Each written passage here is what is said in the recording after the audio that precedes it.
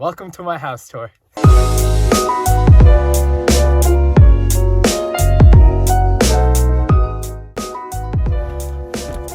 let me give you a quick tour.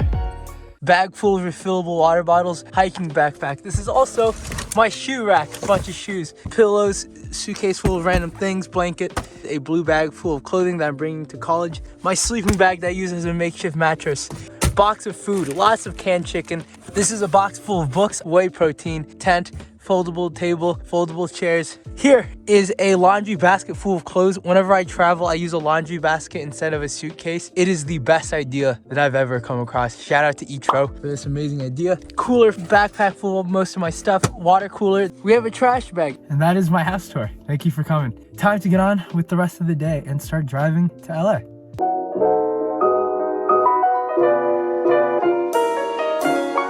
I hate traffic so much!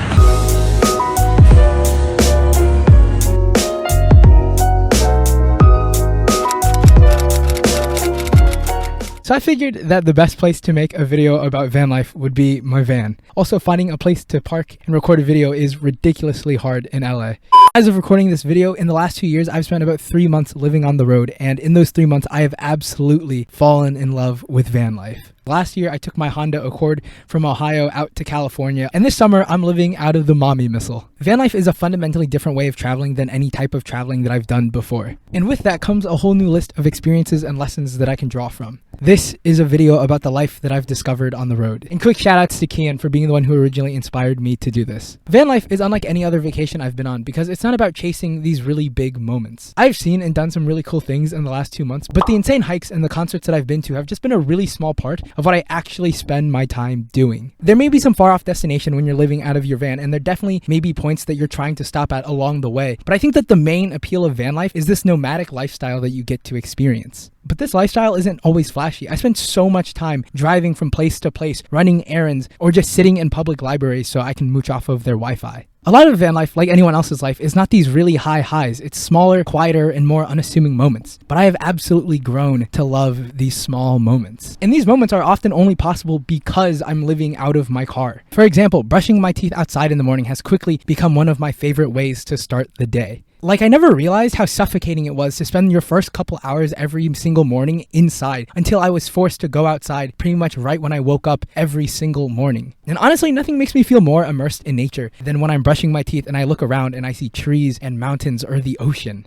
Look how freaking insane this view is. And then there is the driving aspect of van life. In the last 2 months, I've driven about 10,000 miles. I've spent dozens of hours driving. But luckily, I have absolutely fallen in love with podcasts or long-form audio content. Whenever new podcast episodes come out, it literally feels like Christmas. And podcasts are so much more than just random entertainment. Like, honestly, I feel like I can learn just as much from podcasts as I do from school. Colin and Samir is a podcast about the creator economy, and their podcast inspires me to take my creative pursuits more seriously. Lex Friedman and the insanely intelligent people that he has on his podcast manage to perfectly balance deeply philosophical conversations with a simple and pervasive love for humanity. And all of the League of Legends and anime podcasts that I listen to remind me of the simple joy of loving something so purely. And also, I'm currently listening to a 50-part lecture series about the meaning crisis by John Vervaeke, and it is one of the most astounding things I've ever heard in my life. In isolation, who cares about podcasts or brushing your teeth outside or the 8 other things that I couldn't list because I didn't have the time? But that's my point. It's the combination of all of these small things that make the experience of van life so unique and special.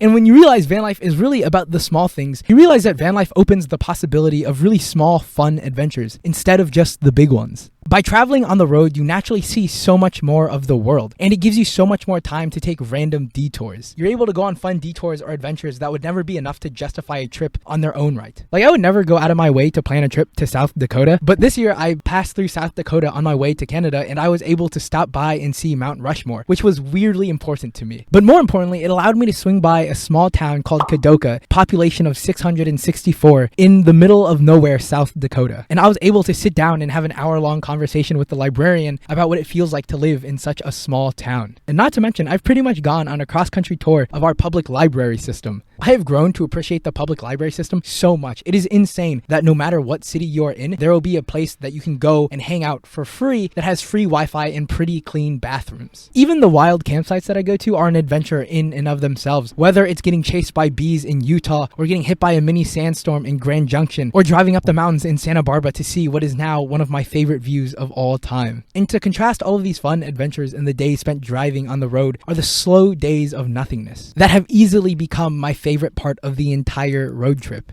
Days where I don't have to drive 10 hours across state lines or hike 10 miles up a mountain or hang out with anybody or do anything are so healing to the soul. On these days, I'm normally camping in a spot that is 15 or 20 minutes away from a small city, so I don't have to worry about the long commutes. And with the extra time, I'm able to grab a book, set up my folding chairs at a local park, and just read for a couple of hours. That is one of life's greatest joys to me. Or I'll take an hour or two and I'll just walk around the main street or the downtown area of these cities. And meandering around with no end goal and destination has absolutely made me fall in love with cities like Santa Barbara or Bend or Whitefish. These cities aren't huge, but they're vibrant and they have their own distinguishing characteristics. And they are the perfect amount of crowded, not too busy, but still busy enough to feel lively. I've never been the type of guy who can squeeze the adventure out of life every second of every day. I prefer a much slower pace of life, and van life allows for that. These days are absolute blessings because they balance out the fact that most days I am constantly on the move. Van life gives you the time to wander around and to just exist and to explore places that you didn't even know existed. But honestly, I'd say the biggest difference between van life and normal vacations where you just fly somewhere is the mindset of having total responsibility. You're doing everything out there on your own, complete independence. Every couple days, I have to sit down and plan out the next couple days of my road trip.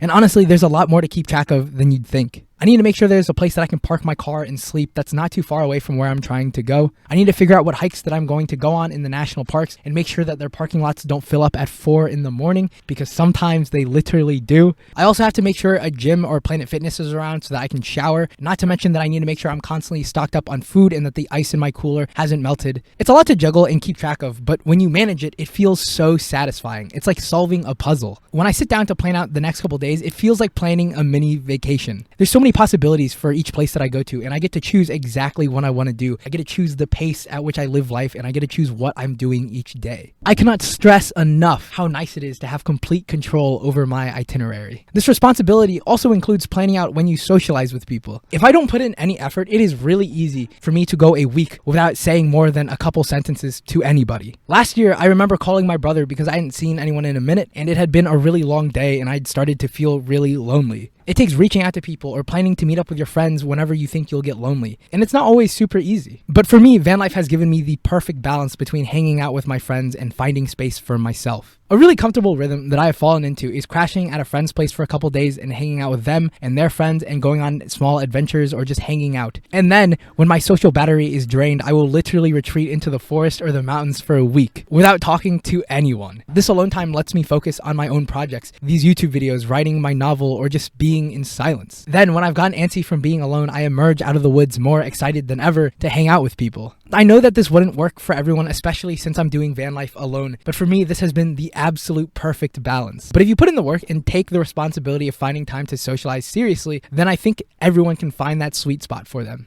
But the flip side to all of this responsibility and freedom is that I've never done anything as stressful as van life. Everything I do is because of me, and I have to make so many decisions every day, and that can be exhausting. Sometimes I just want to sit back and relax and call it a day, but I can't. Like sometimes I'm just absolutely exhausted and it's already super late, but I need to be in a certain place by a certain time, or the nearest place that I could camp out and sleep is like 30 or 40 minutes away, and I don't have a choice but to make that drive. Not to mention, sleeping in the forest alone at night is freaking terrifying. And also 2 weeks ago, I got 2 flat tires when I was out in Canada, and that was just like a really stressful situation to try to figure out and deal with. Speaking of driving, it is ridiculous the amount of hours I've driven on sub 4 hours of sleep. There is also this pervasive worry that my car is going to get broken into, which is terrifying because literally pretty much all of my worldly possessions are in my car. All of these problems are unique in the sense that I can't just quit and ask my parents or someone else to solve it for me. If I want to eat or sleep or or go to the bathroom, it's up for me to figure those things out. And it's not like I can just decide not to do those things. But all of these moments of stress are also opportunities that really show me how much I'm capable of figuring out on my own. I've honestly never felt more confident and capable than when something goes wrong and I'm able to keep cool and kind of figure out a solution to the problem. I will not lie, when I got a flat tire in a car full of my friends at Banff and I got out and I just changed the tire and drove us to a place to get it fixed, I felt on top of the world. Like I'd never changed a tire by myself before in my life. And knowing that I could felt really empowering. Constantly pushing up against these challenges and overcoming them time after time